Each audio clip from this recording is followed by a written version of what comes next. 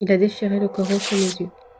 Il modifiait les versets du Coran à sa manière. Donc, à chaque fois qu'il lisait, il rajoutait des éléments ou il en supprimait, selon sa convenance. J'arrivais pas à me taire, je pouvais pas laisser passer ça et surtout que je peux pas laisser passer le fait qu'on puisse changer des choses aussi sacrées, des paroles aussi sacrées. Un jour après qu'il ait encore changé des passages, je me suis levée pour le contredire. Et là, devant les enfants, il a explosé. Il m'a dit: «Tu es Satan, tu es le mal incarné». J'étais devenue celle qui empêche la vérité de se révéler, et j'étais devenue le symbole du mal. C'est ce qu'il a exposé aux enfants. Il a essayé de les endoctriner, de leur faire croire que lui seul avait accès à la vérité divine.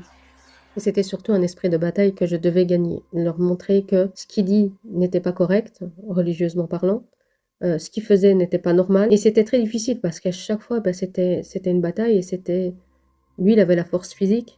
On peut tout nous prendre physiquement, on peut nous rabaisser, nous faire du mal, mais mentalement, c'est une chose que personne ne peut atteindre si on ne laisse pas accès.